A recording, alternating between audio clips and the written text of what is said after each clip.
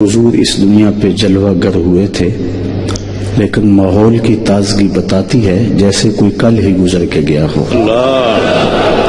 زمین سے آسماں تک، آسماں سے لا مکان تک ہے، کہاں کھولے تھے گیسو یار نے، خوشبو کہاں تک ہے۔ واہ سبحان اللہ۔ اتنا تذکرہ ہم نے کسی کا ہوتے نہیں دیکھا جتنا میرے حضور کا ہو رہا ہے۔ گھر گھر چراغاں حضور کے نام کا ہے، گلی گلی حضور کی محبتوں کے ترانے پڑے جا رہے ہیں۔ عقیدتوں اور محبتوں کے جذبات ہیں کہ دیدنی ہیں۔ میرے امام نے کہا تھا، عرش پہ تازہ چھیڑ چھاڑ، فرش پہ طرفہ دھوم دھام، کان جدھر لگائیے تیری ہی داستان ہے۔ اللہ کا شکر ہے کہ آج ہمیں وہ خاص شب نور میسر آئی جس شب کے جرمٹ میں ابدی سعادتوں کا نور چمکا تھا، اور ہمیں یہ گھڑیاں، یہ مقدس ساعتیں اور یہ ہمایوں لمحے نصیب ہو رہے ہیں۔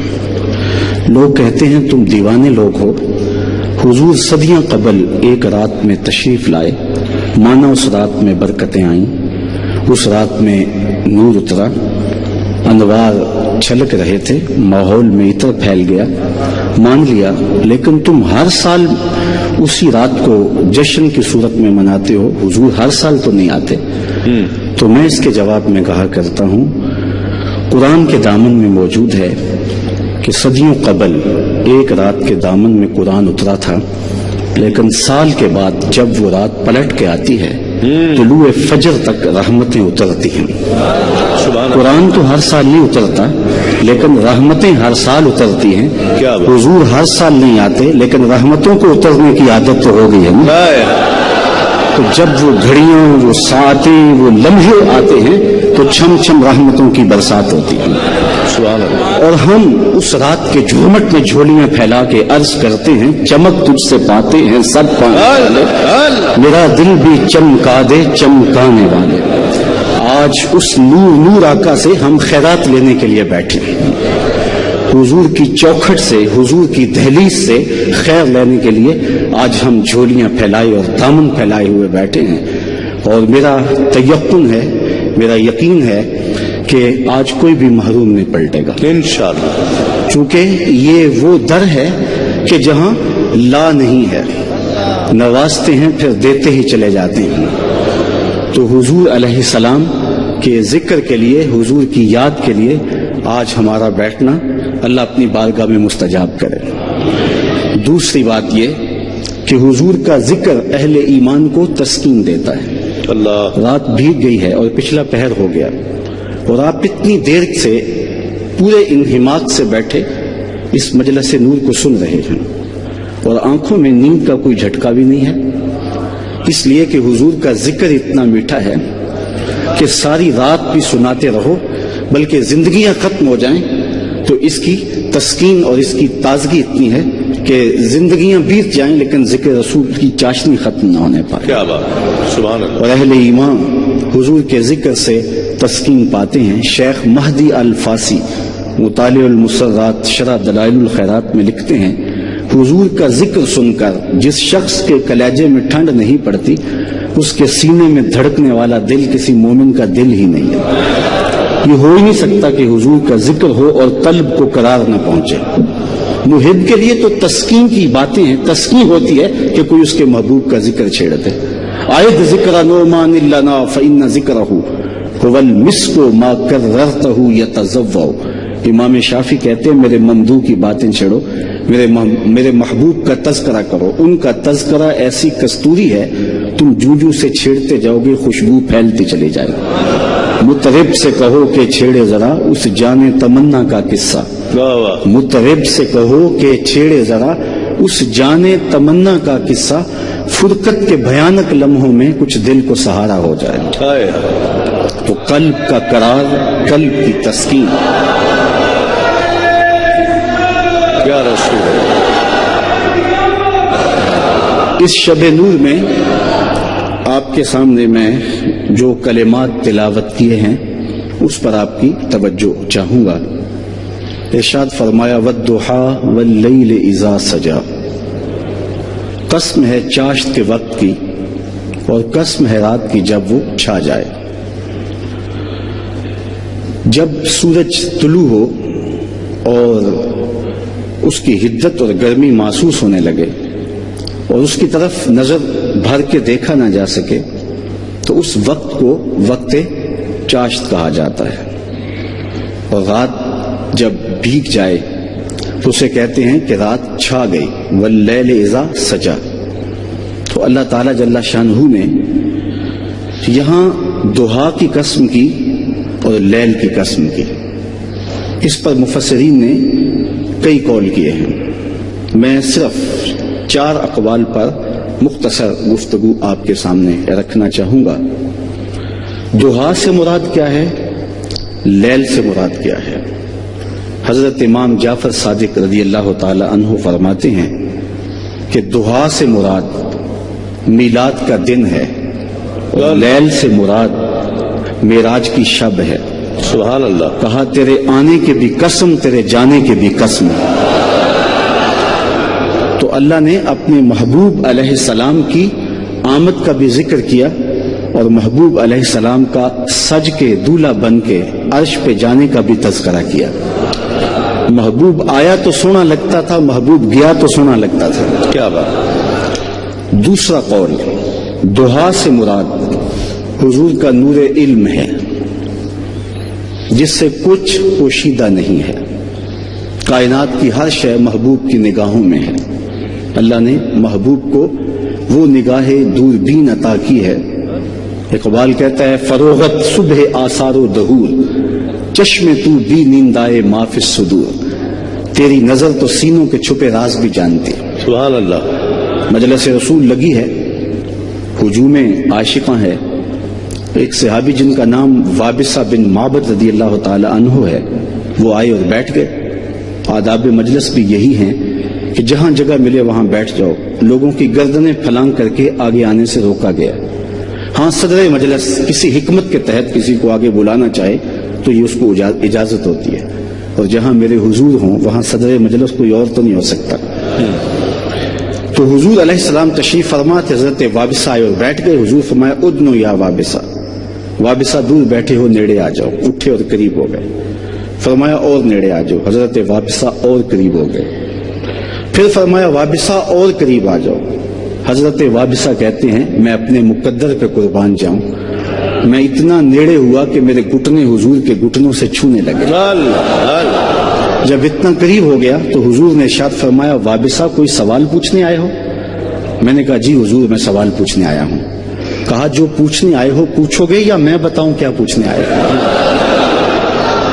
ڈٹھے ورق قرآن دے پھول سارے, تیری شان جیا نہیں کوئی ہور ڈٹھا. تیری شان دا کرے مقابلہ جڑا ان عاشقاں اصلی چور ڈٹھا. کوئی نور آکھے کوئی بشر آکھے, پیندا رات دنے اے ہو شور ڈٹھا. اللہ والے گل مکا دیتی تساں ہور ڈٹھا اساں ہور. تم نے حلیمہ کی بکریوں کے پیچھے پیچھے دیکھا ہے, سدرہ پر جبریل کے آگے آگے نہیں دیکھا. اقبال کہتا ہے تو نے یوسف کو کنویں میں دیکھا تو کیا دیکھا؟ ارے ناداں جو مطلق تھا مقید کر دیا تو نے. تو ابھی تک کنویں میں ڈھونڈ رہا, وہ مصر کے تخت کا مالک بھی بنا ہوا ہے. تو کہا وابصہ جو پوچھنا چاہتے ہو تم پوچھو گے یا میں بتاؤں کیا پوچھنے آیا؟ عرض کی حضور اگر آپ بتا دیں پھر تو کمال ہو جائے. فرمایا سنو تم خیر اور شر کے بارے پوچھنے آئے ہو, اچھائی کیا ہے برائی کیا ہے. حضور یہی میرا سوال تھا. کہا اس کا جواب مجھ سے لینا یا اپنے آپ سے لینا؟ عرض کی جواب آتا ہوتا تو سوال ہی کیوں بنتا.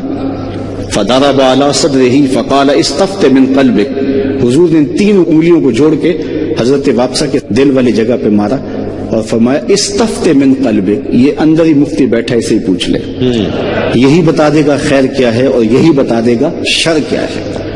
تو کہا ضحیٰ سے مراد حضور کا نور علم ہے جس سے کائنات کی کوئی چیز پوشیدہ نہیں ہے, اور لیل سے مراد حضور کا دامن عفو و کرم ہے جس میں گناہ گاروں کو چھپا لیتے ہیں.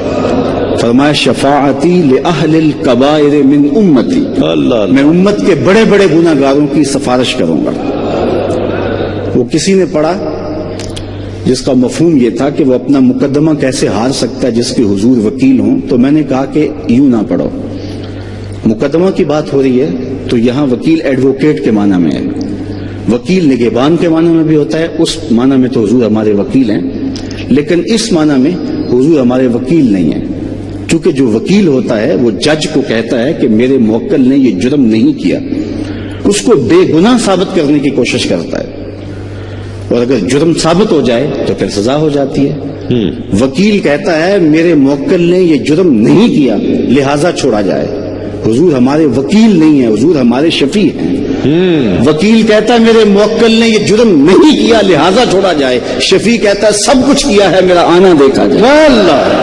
حضور وکالت نہیں کریں گے، شفاعت کریں گے، اور کیسا منظر ہوگا، میرے امام بولے پیش حق مجدہ شفاعت کا سناتے جائیں، آپ روتے جائیں گے ہم کو ہنساتے جائیں گے، وسعتیں دی ہیں خدا نے دامن محبوب کو، جرم کھلتے جائیں گے اور وہ چھپاتے جائیں گے۔ تو کہا دوہا سے مراد حضور علیہ السلام کا نور علم ہے جس سے کائنات کی کوئی چیز پوشیدہ نہیں، اور لیل سے مراد حضور علیہ السلام کا دامن و کرم ہے۔ تیسرا معنی دوہا سے مراد حضور کے احوال ظاہریہ ہیں، حضور کے کمالات جس کو سارے جانتے ہیں، انگلی اٹھی اور چاند کے ٹکڑے ہو گئے، سورج پلٹ کے اثر کے وقت پہ آیا، اور سڑیاں کھجوراں اگا جاندہ ہے، اور پتھراں نو کلمے پڑھا جاندہ ہے، قطرے کو سمندر ذرے کو ستارہ کرتے ہیں، کونین کو خم آ جاتا ہے جب زلف سوارا کرتا۔ سبحان اللہ۔ یہ کہا جاتا ہے کہ نبی کے چاہنے سے کچھ نہیں ہوتا، میں کہتا ہوں نبی چاہ لے خدا قبلے بدل دیتا۔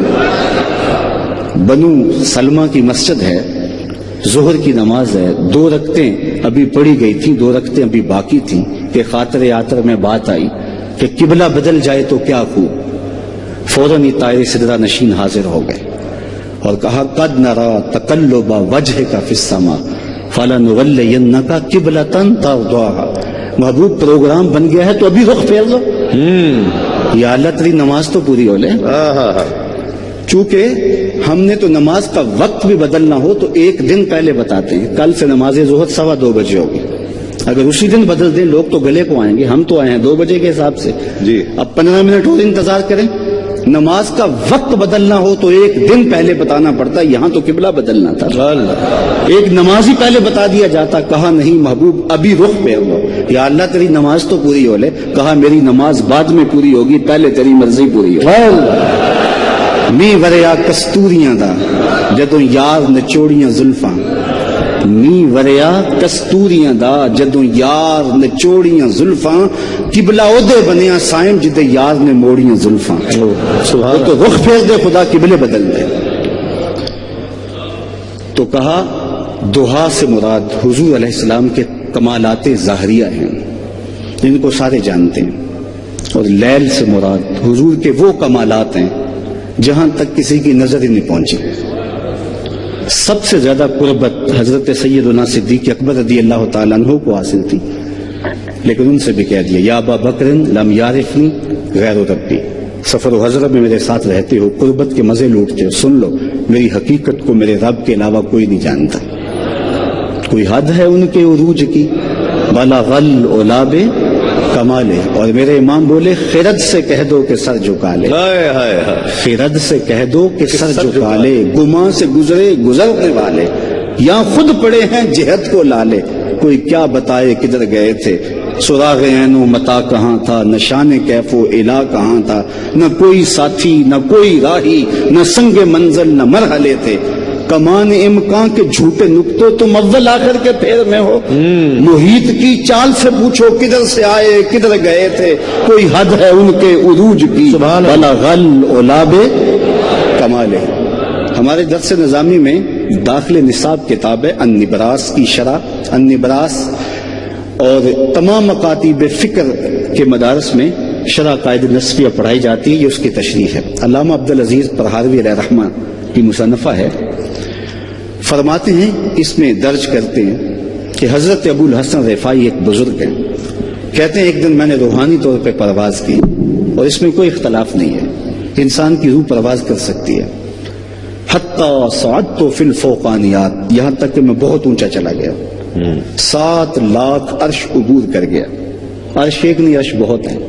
اس عالم امکان اور عالم وجود کے درمیان عرش عالم برزخ ہے. جب اللہ تعالیٰ اس دنیا پہ کوئی تجلی ڈالتا ہے تو پہلے عرش پہ ڈالتا ہے. اگر ڈائریکٹ آ جائے تو کوئی تاب ہی نہ لا سکے. تو ایک عرش نہیں 7 لاکھ عرش عبور کر گیا. آواز آئی ابو الحسن رفاعی کدھر آ رہے ہو؟ تو کہتے ہیں میں نے عرش کی مالک معراج کی شب جس عرش پہ محبوب کے قدم آئے تھے میں اس عرش کی تلاش میں نکلا ہوں. نہ سفر بشرط معال ہے نہ طلب بقید سوال ہے. فقط ایک سیری ذوق کو میں بھٹک رہا ہوں کہاں کہاں. میرے دل کی یہ خلوتیں کئی بار سج کے اجڑ گئیں. مجھے بارہا یہ گماں ہوا تم آ رہے ہو کشاں کشاں. واہ میں تو سرش کی تلاش میں ہوں. آواز آئی ارجع لا وصول لکا. ابو الحسن رفاعی پلٹ جاؤ، تم کروڑوں سال بھی پرواز کرو، جس عرش کی چھاتی پہ محبوب کے قدم آئے وہاں تمہارا خیال بھی نہیں پہنچ سکتا. جس کے قدم اتنے اونچے ہیں اس کا سر کتنا اونچا. کوئی حد ہے ان کے عروج کی بلغ العلاب کمال ہی. تو کہا دہا سے مراد حضور علیہ السلام کہ وہ کمالات ہیں جو ظاہر ہیں، چٹے دن کی طرح روشن ہیں، اور لیل سے مراد وہ کمالات ہیں جہاں آج تک کسی کی نظر نہیں پہنچ پائی. چوتھا معنی شیخ عبدالعزیز محدث دہلوی فرماتے ہیں کہ دہا سے مراد چاشت کی طرح حضور کا چمکتا ہوا چہرہ ہے، اور لیل سے مراد شب دہجور کی طرح حضور کے شانوں پہ لٹکتی ہوئی زلفیں ہیں. تو کہا محبوب تیرے چہرہ نور کی قسم، تیری زلف عنبری کی قسم. اللہ اکبر. مجھے پھر اپنے امام یاد آئے. اعلی حضرت بولے جس کا حسن اللہ کو بھی بھا گیا. تخیل دیکھیے، جس کا حسن اللہ کو بھی بھا گیا ایسے پیارے سے محبت کیجیے. واہ سبحان. محبوب وہ ہیں جو خدا کے بھی محبوب ہیں، اپنا معیار زمانے سے جدا رکھتے ہیں. ہم تو محبوب بھی محبوب خدا رکھتے. کیا بات. ہمارا محبوب گلیوں میں گھومنے والا کوئی شخص نہیں ہے. یہ رت جگہ ہم کسی دنیا دار کے لیے نہیں کاٹتے. ہمارا محبوب وہ ہے جو خدا کا بھی محبوب ہے. کیا بات. یہ معیار ہے. حضرت ابو ہریرہ رضی اللہ تعالیٰ عنہ اس جمال جہاں آرا کے وصف کو بیان کرتے ہوئے کہتے ہیں کل قمر لیلۃ البدر لم ارا قبلہ ولا بعدہ مثلہ. کیا پوچھتے ہو، 14ویں رات کا چمکتا ہوا چاند تھا حضور کا چہرہ. پھر کہتے ہیں نہیں حضور جیسا نہ پہلے دیکھا نہ بعد میں دیکھا. حضرت حسان بن ثابت پاس کھڑے تھے. کہا دیکھتے کیسے، کسی ماں نے جنم دیا ہوتا تو دیکھتے. خدا نے وہ سچائی پانی چھڑیا جدے وچ محمد نو ڈالیا سی. خدا نے حسینہ جمیلہ دا منہ موڑ دیتا، محمد بنا کے قلم توڑ دیتا. چہرے کا حسن تو چہرے کا حسن رہا. حضرت میمونہ بنت کردم رضی اللہ تعالیٰ عنہ فرماتی ہیں کہ حج کا موقع تھا اور میں اپنے والد گرامی کے ساتھ حضور علیہ السلام کی بارگاہ میں حاضر ہوئی. تو حضور ناکا پہ سوار تھے، اونٹنی پہ سوار تھے. تو میرے باپ نے حضور علیہ السلام سے کوئی مسئلہ پوچھا اور میری ہمت نہیں پڑ رہی تھی کہ حضور کے چہرے کو دیکھوں.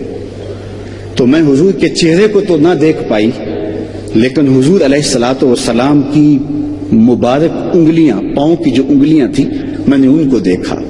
فرماتے ہیں فما نسیتو فی ما نسیتو طول اسوا. کہتے ہیں آج تک حضور کی انگلی کا وہ حسن ہی نگاہوں سے ہٹتا نہیں ہے. یار جس کے قدم اتنے سونے ہیں اس کا چہرہ کتنا سونا ہوگا. قدموں میں جبیں کو رہنے دو، چہرے کا تصور مشکل ہے. کیا بات. قدموں پہ جبیں کو رہنے دو، چہرے کا تصور مشکل ہے. جب چاند سے بڑھ کر ایڑی ہے رخسار کا عالم کیا ہوگا. کیا بات. کل قمر لیلۃ البدر لم ارا قبلہ ولا بعدہ مثلہ. روایت کرتے ہیں حضرت جابر بن سمرہ رضی اللہ تعالیٰ عنہ کہتے ہیں لیلۃ الادھیان تھی، 14ویں رات کا چاند چمک رہا تھا اور پوری آب و تاب کے ساتھ دمک رہا تھا، اور حضور لال دھاری دار چادر اوڑے جلوہ فراز تھے. میں کبھی حضور کو دیکھوں کبھی چاند کو دیکھوں. فائزہ ہوا احسن عندی من القمر.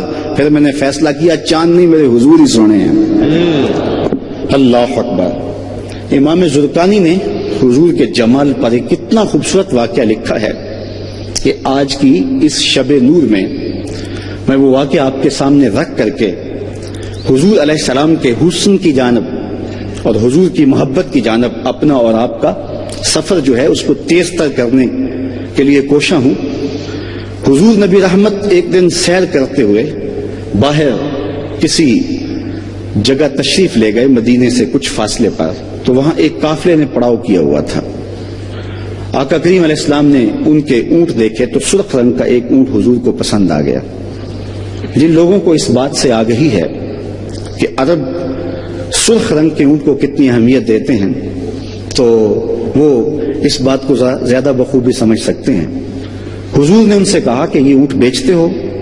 انہوں نے بیچنا تھا یا نہیں بیچنا تھا، حضور نے پوچھا تو کہا جی بیچتے ہیں۔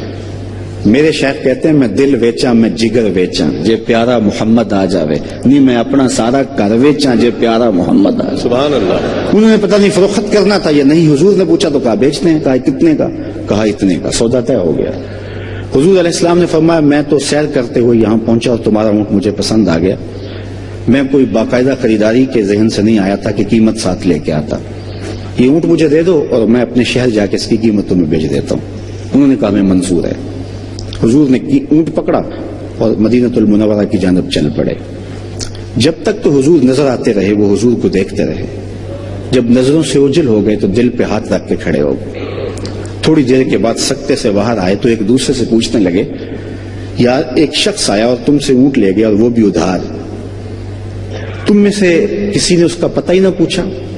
جب کسی کو نقد سودا دیں تو اس کا عطا پتہ نہیں پوچھا جاتا، جب کسی کو ادھار دیتے ہیں یا تو آپ اسے جانتے ہوتے ہیں یا درمیان میں کوئی ضامن ہوتا ہے یا پھر کوئی چیز گروی رکھ لیتے ہیں۔ کہا ایک شخص آیا قیمتی اونٹ لے گیا، تم نے اس کا پتہ بھی نہ پوچھا، درمیان میں ضامن بھی کوئی نہیں اور تم اسے جانتے بھی نہیں ہو، اس نے کوئی شے بھی گروی نہیں رکھی، یار کسی کو ہوش ہی نہ رہا۔ ایک بولا یار جب وہ باتیں کرتا تھا منہ سے پھول جڑتے تھے، اذا تکلم رؤیا کالنور یخرج من بین ثنایاہ۔ دوسرا بولا کہ یار جب وہ مسکراتا تھا سامنے والے پہاڑوں پہ عکس پڑتا تھا، اذا ضحک یتلالأ فی الجدر۔ تیسرا بولا میں تو اس کی آنکھیں ہی دیکھتا رہ گیا، کیا خوب سجن دیاں اکھیاں نے، کیا خوب سجن دیاں اکھیاں نے جویں پر کے سرائیاں رکھیاں نے۔ تو اجے میرا یار نہیں ڈٹھا جنوں ویکھ کے چند شرم آوے، ادھی راتی دن چڑھ جاوے جیو رخ تو نقاب اٹھاوے، تے جے او نکلے سیر کرن نو سارا گلشن سیس نواوے اتے دھرتی لف لف جاوے، جے ہاتھ پھلاں وچ رکھدا ہاتھ پھلاں تو ود جاوے، نین نشیلے مست رسیلے وچ سونا کجل سہاوے، اکھ اگڑے تے انج پیا جاپے جویں میں خانہ کھل جاوے، توبہ توبہ حسن سجن دا چال نہ چلی جاوے، بجلی ڈردی لشک نہ مارے متا بے ادبی ہو جاوے، تے جے او کھولے پیچ زلف دے اتے راہی راہ بھول جاوے، علم خدا نے اینا دتا عقلاں وچ نہ آوے، عقل خدا نے اینی دتی علماں وچ نہ آوے، کی اعجاز نظر وچ اودی جو آوے وک جاوے، خلق اودے نے مولی دنیا کوئی ویلا ہی جان بچاوے، آزم ایڈا سونا مائی سن کدھر نظر نہ۔ کیا بات، سبحان اللہ۔ کہا بہرحال تم اس کے حسن میں کھوئے رہے اور وہ تمہارا قیمتی اونٹ ہتھیا کے لے گیا۔ جب انہوں نے یہ بات کی نا کہ اونٹ ہتھیا کے لے گیا تو امام زرقانی لکھتے ہیں کہ یہ وفد طارق تھا، تو اس وفد کے سردار کی بیوی نے جو اب تک خاموش بیٹھی تھی خیمے کا پردہ سرکایا اور لوگوں سے مخاطبہ کرتے ہوئے کہا انا ضامنۃ لثمن جملکم لا یغدر بکم، خبردار اگر اس کے خلاف کوئی بات کی تو اگر تمہاری قیمت دینے نہ آیا تو قیمت مجھ سے وصول کر لینا، میں ضامن ہوں۔ انہوں نے کہا اچھا تو اسے جانتی ہے؟ کہا واللہ میں بھی نہیں جانتی۔ تو کہا پھر ضمانت کس بات کی دے رہی ہے؟ کہا جب تم سودا کر رہے تھے خیمے کی اوٹ سے میں نے اس کا چہرہ دیکھا تھا، اور جس کا چہرہ اتنا سونا ہو وہ جھوٹ بول ہی نہیں سکتا۔ اللہ۔ تھوڑی دیر کے بعد حضور کے غلام آ گئے،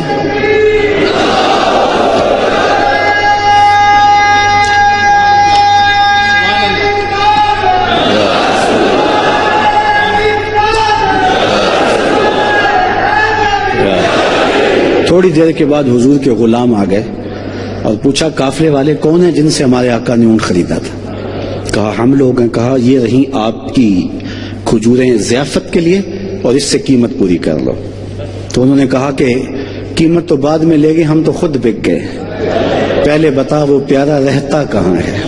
تو کہا یہی نخلستان مدینہ، یہی ڈیرا ہے اس محبوب کا۔ امام لکھتے ہیں سارا قافلہ اٹھا اور حضور کے قدموں میں آ گیا، تیری تک کے اداموں میں مرید ہو گیا۔ تو اللہ نے وہ جمال دیا، وہ حسن دیا۔ اچھا، اس حسن کو ایک خاتون بیان کرتی ہے، ایک بادیہ نشین خاتون، بنو خزاعہ کی خاتون ہے، عاتقہ، لیکن ام معبد کے نام سے شہرت ہے۔ سفر ہجرت میں حضور علیہ السلام اس کی کٹیا کے قریب سے گزرے تو بھوک کی شدت تھی، پیاس بھی تھی۔ حضور رکے اور اس کو کہا کہ تمہارے پاس کچھ ہے تو ہمیں پیش کرو۔ اس نے کہا لو کانا عندنا شیء ما عاوزکم الکرا، اگر ہمارے پاس کچھ پیش کرنے کے لیے ہوتا تو ہم عرب لوگ مہمان نوازی فخر سمجھتے ہیں، لیکن اتفاق ایسا ہے کہ اس وقت ہمارے پاس کچھ بھی نہیں ہے جو آپ کو پیش کر سکیں۔ ایک کونے میں ایک بکری بندھی تھی، لاغر سی کمزور تھی۔ حضور نے ارشاد فرمایا اگر تم کہو تو اس کا دودھ دھو لیں۔ اس نے کہا اس کی تو ہڈیوں میں گودا نہیں ہے، اسی لیے یہ چراگاہ میں باقی بکریوں کے ساتھ نہیں جا سکی۔ فرمایا اگر تم کہو تو ہم اس کا دودھ دھو لیں۔ اس نے کہا مجھے کیا اعتراض ہو سکتا ہے کہ اگر یہ بکری دودھ دے۔ تو حضرت ابو بکر صدیق رضی اللہ تعالیٰ عنہ نے آگے بڑھ کے بکری کو کھولا۔ حضور نے دست برکت، دست نور، دست رحمت، دست فیض اس بکری کی پشت پہ رکھا۔ کہتے ہیں اس نے ٹانگیں چوڑی کر دی اور اس کی کھیری میں دودھ اتر آیا۔ اللہ اکبر۔ اچھا، فرمایا برتن لاؤ۔ اس نے برتن پیش کیے۔ حضور دودھ دھونے لگے، گھر کے سارے برتن دودھ سے بھر گئے۔ حضور نے خود بھی پیا، حضرت عامر بن فہیرہ نے بھی پیا، حضرت ابو بکر صدیق نے بھی پیا، ام معبد نے بھی پیا، اس کے بچے نے بھی پیا۔ اس گھر کی تھالیاں بھی دودھ سے بھر گئیں اور بکری کے تھنوں میں بدستور دودھ موجود ہے۔ حضور علیہ السلام نے دعائے برکت دی اور حضور تشریف لے گئے۔ واپس شام کو اس کا شوہر گھر آیا تو اس نے کچی کلی پہ نور برستے دیکھا۔ چند لمحوں کے لیے ٹھہرے تھے تم جس پیڑ کے نیچے، چند لمحوں کے لیے ٹھہرے تھے تم جس پیڑ کے نیچے، سنا ہے آج تک اس پیڑ کا سایہ مہکتا ہے۔ تو حضور علیہ السلام وہاں سے تشریف لے گئے۔ ابو معبد شام کو گھر آیا، اس نے کچی کلی پہ انوار برستے دیکھے تو ام معبد سے پوچھا کہ آج ہمارے گھر میں اجالے کیسے؟ تو ام معبد نے بتایا کہ ہمارے گھر میں ایک بابرکت مہمان آیا تھا۔ اس نے پوچھا وہ مہمان کیسا تھا؟ تو ام معبد نے جو کہا، یہ ایک طویل قصیدہ ہے حضور کے حسن کا، لیکن میں صرف 2 لفظ ام معبد کے آپ کے سامنے رکھنا چاہوں گا۔ اہل ادب بیٹھے ہیں، دنیا بھر کی ادبی لطافتیں ان 2 جملوں پہ قربان۔ ام معبد نے اپنے شوہر کو کہا کہ رأیت رجلا ظاہر الوضاۃ اظہر اللون قسیم وسیم، ایک لمبی اس نے حضور کے حسن کی کہانی بیان کی کہ وہ بڑا سونا تھا، وہ بڑا خوبصورت تھا، اس کا قد اٹھتا ہوا تھا، اس کی آنکھیں خوبصورت تھیں، لیکن اس نے 2 جملے کہے۔ اس پہ آج کی اس مجلس میں آپ کی خاص توجہ چاہوں گا اور یہ جملے روحوں تک اترتے ہوئے آپ محسوس کریں گے۔ اس نے کہا میرے شوہر میں کیا بتاؤں کہ وہ کیسا تھا۔ اس نے کہا کہ ابہ الناس اجملہ من بعید واحسنہ من قریب، وہ اتنا سونا تھا کہ جب دور سے آ رہا تھا تو سونا لگتا تھا، جب قریب آ گیا تو اور سونا لگتا۔ اللہ سبحان اللہ، کیا کمال اس نے حضور کے حسن کا نقشہ کھینچا۔ کچھ لوگ دور سے اچھے لگتے ہیں لیکن قریب آ کے نقوش واضح ہو جائیں تو پھر اتنے اچھے نہیں لگتے، لیکن حسن تمام یہ ہوتا ہے کہ دور سے بھی سونا لگے کیا بات، اور قریب سے بھی سونا لگے۔ اچھا، اگر آپ کی توجہ ہو تو وہ صورت بیان کرتے کرتے سیرت بھی بیان کر گئی۔ کچھ دور سے بھلے لگتے ہیں لیکن قریب ہو کے دیکھو تو اچھے نہیں ہوتے۔ کاروبار کر کے دیکھو، رشتہ داری کر کے دیکھ لو، اس کے لہجے میں یوں تو برف تھی لیکن جو چھو کے دیکھا تو ہاتھ جل گئے۔ کچھ لوگ دور دور سے اچھے لگتے ہیں لیکن قریب ہو کے دیکھو تو اچھے نہیں ہوتے۔ اس نے کہا میں کیا بتاؤں وہ کیسا تھا، وہ دور تھا تو پھر بھی سونا تھا، قریب آیا تو شرم سے پلکیں جھکی تھی پھر بھی سونا تھا۔ اچھا، اس کی ایک تشریح میں اور بھی کرتا ہوں اور وہ یہ، اس نے کہا دور سے بھی سونا اور قریب سے بھی سونا۔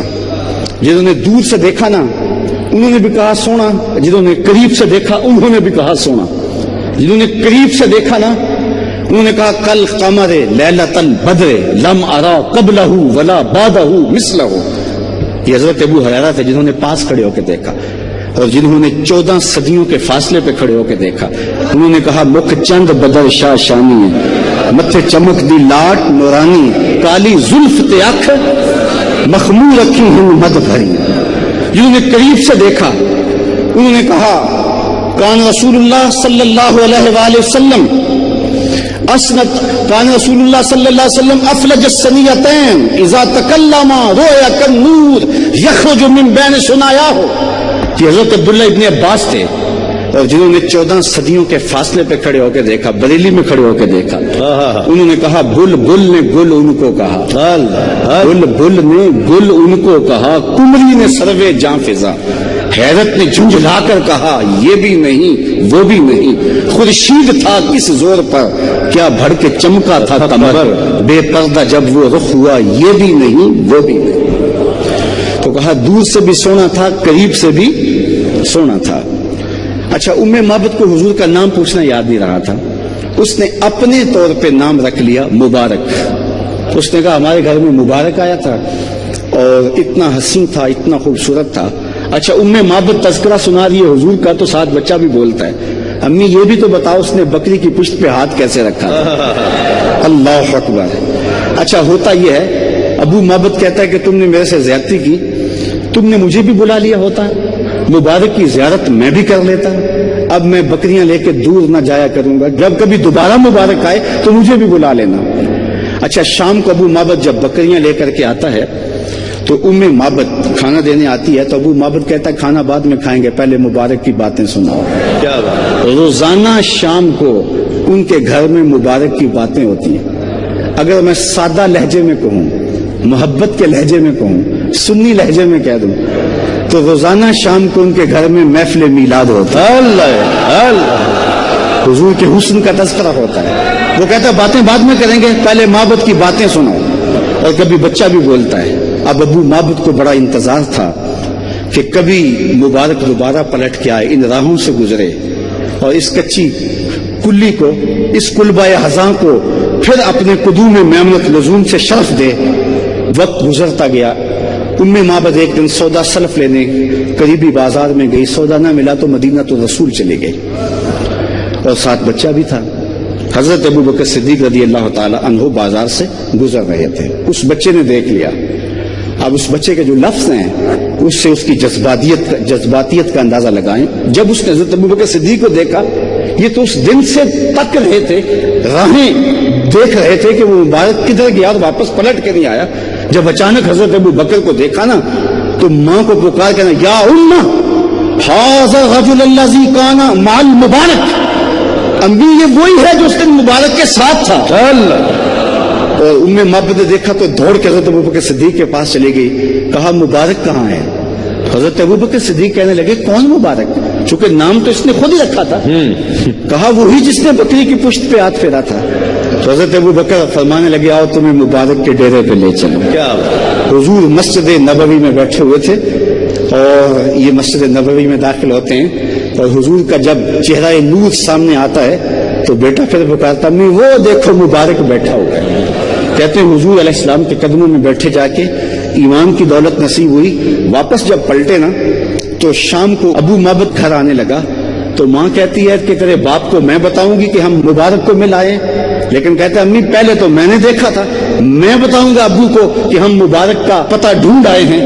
اور جب ابو معبد گھر پلٹا تو قبل اس سے کہ یہ دونوں بتاتے وہ خود ہی بول پڑا آج کلی پھر مہک رہی ہے، آج تمہارے چہرے پھر چمک رہے ہیں، تم نے مجھے بلایا کیوں نہیں؟ وہ مبارک پھر آیا تھا.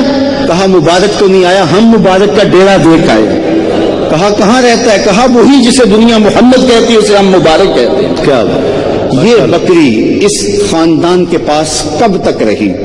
تاریخ خاموش ہے کہ کتنی دیر تک یہ بکری زندہ رہی. صرف تاریخ نے یہ بتایا ہے کہ عام الرمادہ تک یہ بکری زندہ تھی. یہ حضرت عمر رضی اللہ تعالیٰ عنہ کے زمانے میں ایک سال آیا جب قحط پڑا اور اس وقت کہیں سے پانی کی 2 بوند بھی میسر نہیں آتی تھی.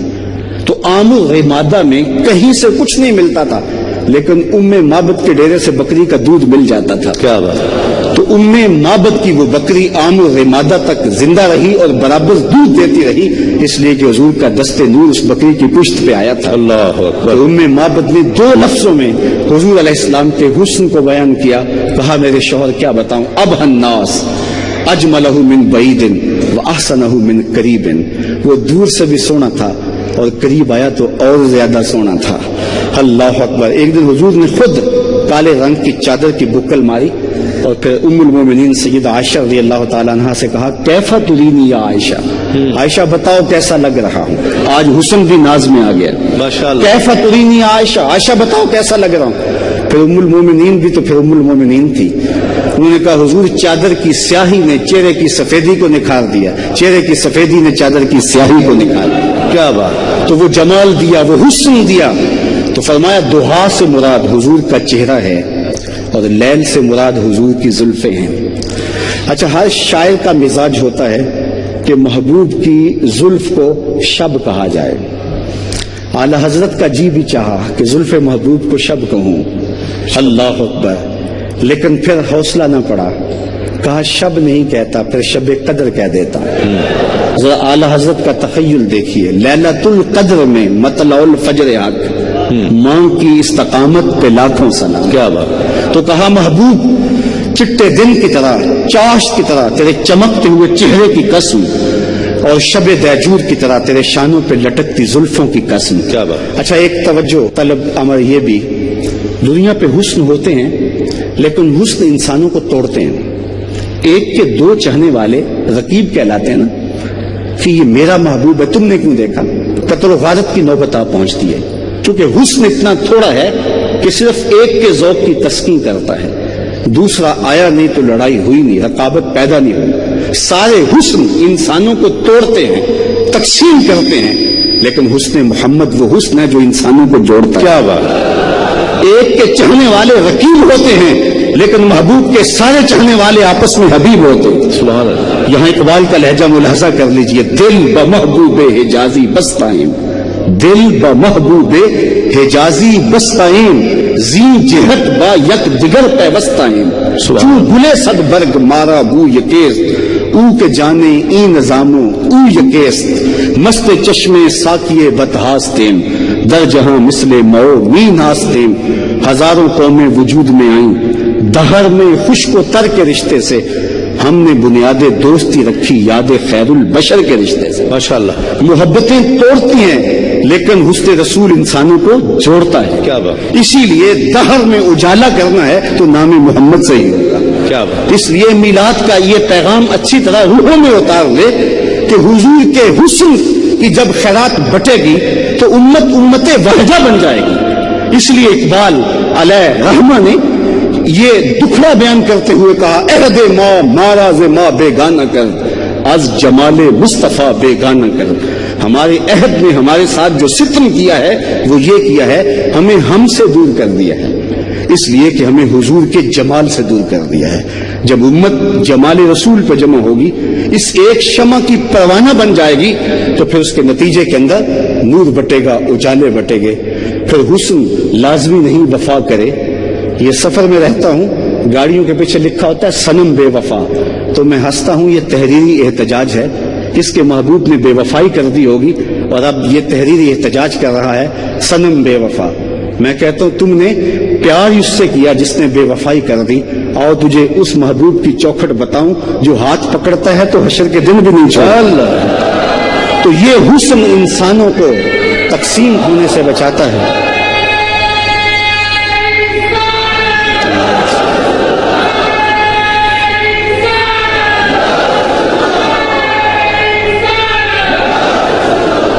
दिल में है दर्द व गम के फसाने भरे हुए, बरसों सुनाऊं गर कोई दर्द आशना मिले। वाह। जमाना सुन रहा था बड़े शौक से, अमी सो गए दास्तां कहते कहते। वक्त इतना नाजुक है कि मुझे किसी का शेर याद आ रहा है कि वुसअत दिल तो बहुत है, वुसअत सहरा कम है। اس لیے مجھ کو تڑپنے کی تمنا کم ہے. کیا بات. جی چاہتا اس رات نو میں محشر دی فجر تک روک لوں. اللہ. جے وس چلے میرا تے سونے نو حشر تک روک لوں. نہ نظر کرم دی چات مکے، نہ یہ بات مکے، نہ یہ رات مکے، مگر دل کے ارمان پورے ہوئے تھے ابھی. یہ غضب ہو گیا کہ سحر ہو گئی.